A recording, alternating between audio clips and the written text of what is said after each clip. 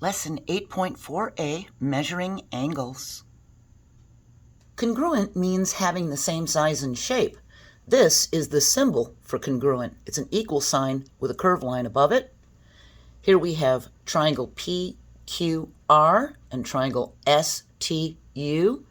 And this is a symbol for triangle. We can read it as triangle PQR is congruent to triangle STU.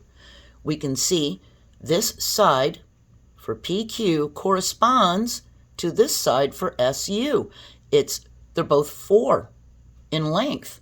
And this side for ST is 5, and this side for PR is 5. They correspond to each other. They're both 5. And we can see QR and TU are both 3. They correspond to each other. So triangle PQR is congruent to triangle STU. Congruent angles are angles that have the same measure. So here we have angle ABC and angle DEF. This angle is 50 degrees and this angle is 50 degrees for their measures. So angle ABC is congruent to angle DEF. This is the symbol for angle, so you don't have to write the word. In geometry, we can use these symbols to help us write quicker. A right angle is a square corner that measures 90 degrees. And a small box shows right angles. A straight angle is an angle that measures 180 degrees. The angle is so open, it makes a straight line. So this angle is 160 degrees. This angle is 170 degrees. This one is 180 degrees. It's so open, it makes a straight line. If we had two right angles next to each other, they would measure 180 degrees, wouldn't they? It would be a straight line. That would be 90 degrees, and that would be 90 degrees. Using our knowledge that a straight angle is 180 degrees, we can find the measure of an angle of intersecting lines when one angle is given. So here we see that angle AEB is 35 degrees. So what's the measure of angle DEA? What would be the measure of this angle? Well, it's given that angle DEB is 180 degrees because it's a straight angle, and AEB is 35 degrees. This little m means the measure of. We have the measure of angle DEA is equal to the measure of angle DEB minus the measure of angle AEB. That means it's equal to 180 degrees minus this 35 degrees. If this straight angle is 180 degrees and we take away the 35 degrees, we'll know what this one is. It's 145 degrees. That's just using common sense, isn't it? We know the angle DEA measures 145 degrees. Now, we talked about this back in video 8.2b about measuring with a protractor. That's the protractor. So we need to use the correct scale on the protractor because there's a scale on the inside and there's a scale on the outside. When the angle opens to the right, we use the scale on the inside. When the angle opens to the left, we use the scale on the outside. You can think it's left outside. When it's left, we use the outside. What we do is we line the protractor hole right here up with the vertex, and then there's going to be lines on each side of the protractor, like right here and right here. We line them up with the bottom of the angle, and then we see where this line hits on the scale. If we're trying to draw it, well, then we could line up a vertex and this bottom line with this line.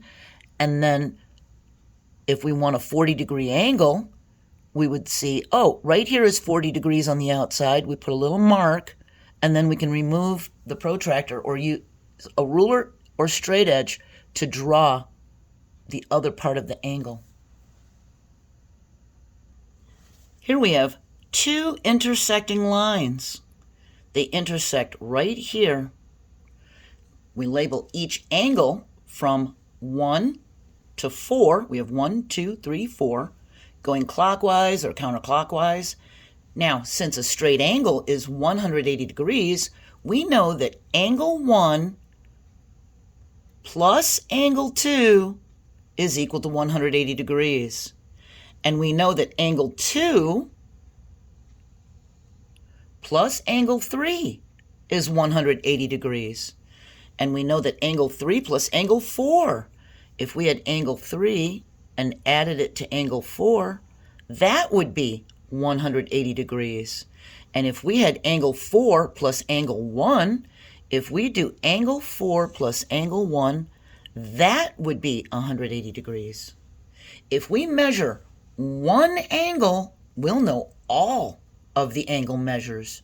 If we know just one angle measure, we'll be able to figure out the rest of them because we know that a straight angle is 180 degrees. We can get one measure. We line up the hole on the protractor to the vertex of angle 1. So here's angle 1. We're going to line up this hole with our protractor, and we're going to line up the line right here with this part of the angle. We line it up, and we measure it, and we're going to use the inside scale on the protractor since the angle opens to the right. This angle is opening to the right. We're going to use the inside scale, not the outside. We're using the inside. We see that angle 1 is 50 degrees. The measure of angle 1 is equal to 50 degrees. Since a straight angle is 180 degrees, the measure of angle 2 is equal to 180 minus the measure of angle 1. It's 180 degrees minus 50 degrees. It's 130 degrees. For the measure of angle 3, we know that from here to here, that's a straight angle. That would be 180. And if we know angle 2 is 130, the measure of angle 3 would be 180 minus the measure of angle 2. It would be 180 degrees minus 130 degrees. It's 50 degrees. Now we know that angle 3 is 50 degrees. The only angle we measured was 1. Now we're using these straight angles in 180 degrees to find the other ones. Now, we know that angle 3 plus angle 4 is 180 degrees. From here to here is 180 degrees. Here's our straight angle. If this is 50, well then this must be 180 minus the 50. It must be 130. We took one measure with our protractor and found that angle 1 was 50 degrees, and we were able to figure out the rest of them. Do you notice something about these angle measures? It goes 50 degrees, 130 degrees, 50 degrees, 130 degrees. Look at angle 1 and angle 3. They're both 50 degrees. And look at angle 2 and angle 4. They're both 130 degrees. Angle 1 and angle 3 are opposite angles and have the same measure. Angle 1 is congruent to angle 3. Angle 2 and angle 4 are opposite angles and have the same measure. Angle 2 is congruent to angle 4. Pairs of opposite angles are congruent. Pairs of opposite angles are congruent.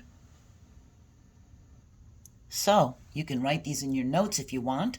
A straight angle measures 180 degrees. Two intersecting lines that make four angles will have pairs of angles that total 180 degrees. And two intersecting lines that make four angles will have pairs of opposite angles that are congruent. Now be careful when you're writing the angle symbol. If you look, it comes down on a slant and then it goes straight across. It's flat on the bottom. It's not a less than sign. See how the less than sign is kind of floating in the air? This has a flat bottom. That's our symbol for angle, okay? We're finished with 8.4a. We're going to move on to 8.4b, angle pairs and one-step equations. When dealing with intersecting lines, it's very helpful to remember that a straight angle is 180 degrees. I hope you have a wonderful day. I hope you join me for the second part of the lesson. Bye.